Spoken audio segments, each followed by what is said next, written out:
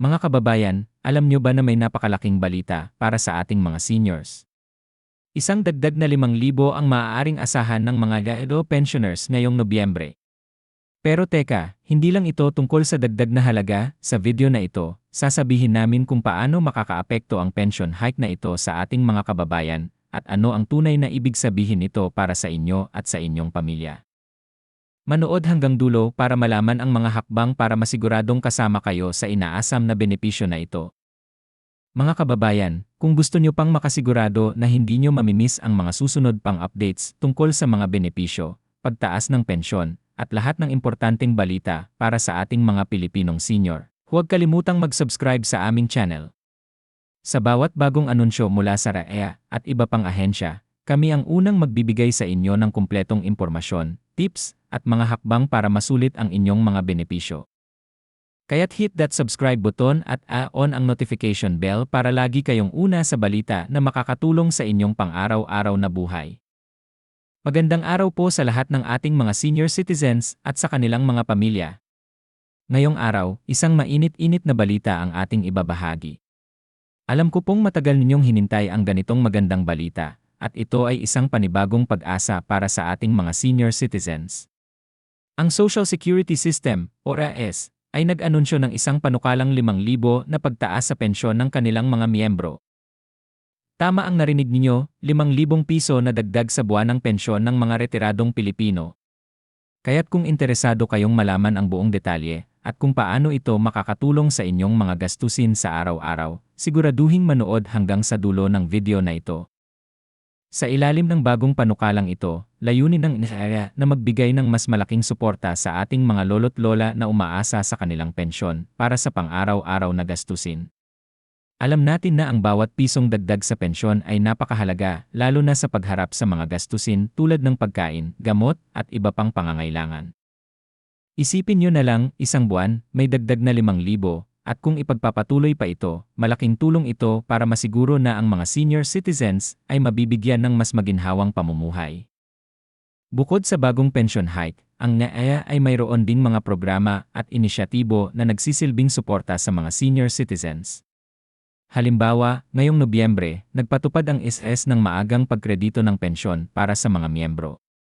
Sa ganitong paraan, mabibigyan ng sapat na panahon ang ating mga retirees na maghanda para sa nalalapit na Kapaskuhan, isang panahon kung kailan mas mataas ang gastusin dahil sa mga regalo at iba pang pangangailangan ng pamilya.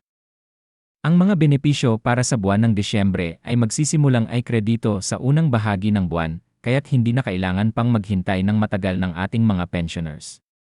Isipin nyo na lang, mas maaga nyong matatanggap ang inyong pensyon, mas marami kayong oras para pagplanuhan ang inyong mga gastusin sa Pasko at Bagong Taon.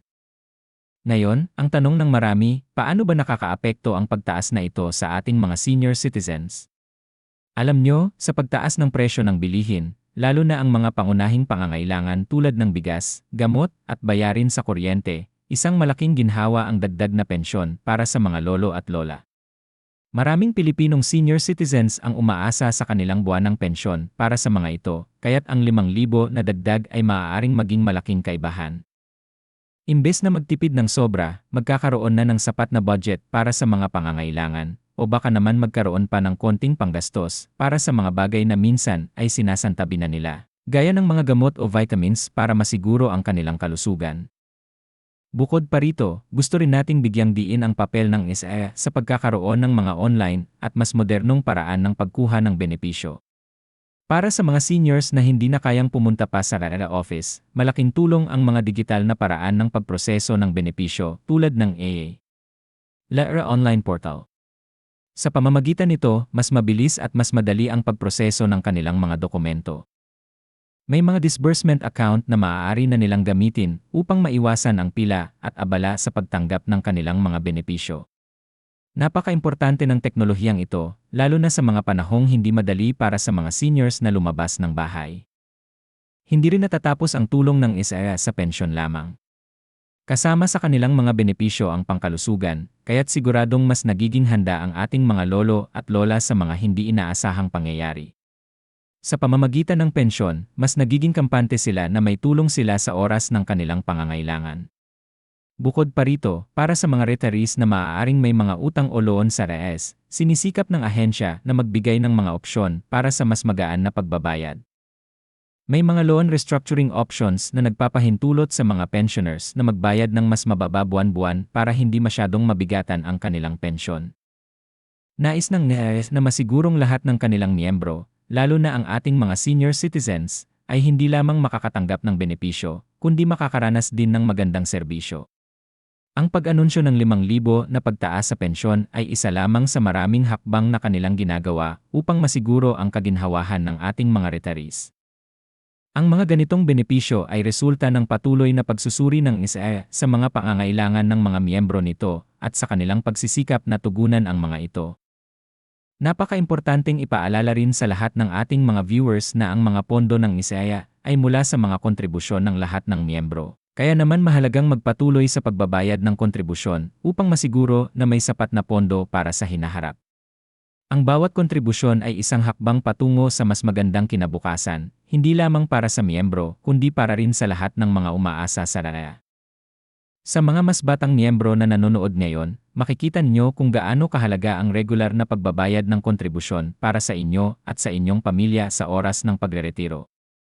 Ang 5,000 na pagtaas sa pensyon ay hindi lamang simpleng dagdag sa benepisyo, isa itong simbolo ng pangako ng ISA sa bawat Pilipinong miyembro na hindi sila pababayaan. Layunin ng ISAS na mapanatili ang tiwala ng publiko at masigurong sa bawat kontribusyon, ang mga miyembro at ang kanilang pamilya ay magiging protektado. Sa mga miyembro ng ISAS, ang mensaheng ito ay isang paalala na ang inyong kontribusyon ay nagbubunga ng tunay na kaginhawahan at seguridad sa inyong pagtanda. Bilang pagtatapos, ang mga pagbabagong ito sa REA ay nagpapakita ng kanilang dedikasyon sa pagbibigay ng maayos na serbisyo sa bawat miyembro. Huwag nating sayangin ang mga oportunidad na ibinibigay sa atin ng REA. Kung ikaw ay isang senior citizen na nanonood ngayon, tandaan mo na ikaw ay bahagi ng isang mas malawak na komunidad na pinapahalagahan ang iyong kalagayan. Hindi kayo nag-iisa. Ang IAIA at ang buong sambayanan ay nandito upang magbigay ng suporta at pang-unawa sa bawat hakbang ng inyong buhay. Para sa ating mga viewers, kung may mga katanungan pa kayo tungkol sa bagong benepisyo na ito, huwag mag-atubiling magtanong sa aming comment section at kami ay masayang sasagot sa abot ng aming makakaya. Hanggang sa susunod na balita para sa ating mga senior citizens, manatiling ligtas at patuloy na umasa sa mas magagandang bukas.